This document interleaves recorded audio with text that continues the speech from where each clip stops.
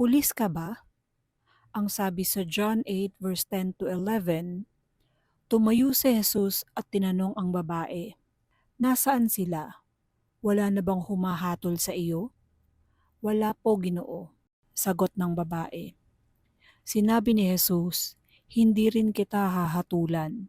Umuwi ka na at mula ngayon ay huwag ka nang gumawa ng kasalanan." To Jesus, love means do not kill people literally or symbolically for their sins.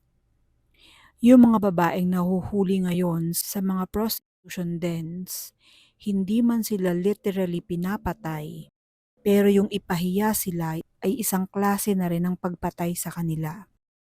When you destroy a person's reputation or when you expose a person's nakedness against her or his will, you are killing a certain part of that person. You quote-unquote kill their self-respect. You kill their person. You kill their dignity. And sometimes, dignity is the only wealth we have left. Karaniwan nga sinasabi nating ang dignidad natin ang isa sa ating kayamanan.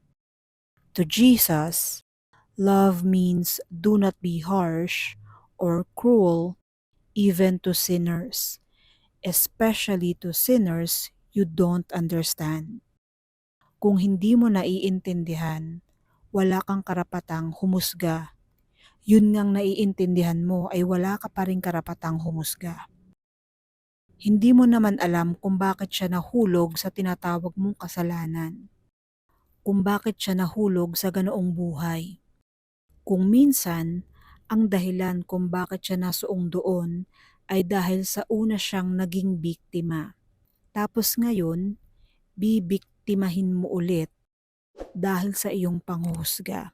To Jesus, love means encouraging people to stop themselves from sinning, but not forcing them to do so. Ipanalangin na gumanda at magbago ang buhay ng isang kapatid at tumigil sa kanyang mga maling ginagawa. Pero hindi dapat pinagpipilitan, pinupulis, chinecheck kung sumusunod o hindi. You do not impose it on them. People who impose the law on others are church bullies. Huwag tayong maging bully. Walang kahit na sinong tao ang nakatataas sa kanyang kapwa.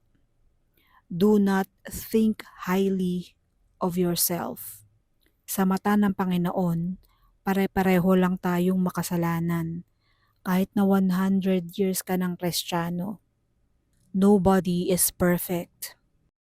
Lahat tayo ay nagkakasala, maliit o malaki, kasalanan pa rin. The Lord let the woman leave first. Ang sabi nga sa verse sa John 8 verse 10 to 11. Go, sabi ng Panginoon, bago niya sinundan ng sin no more.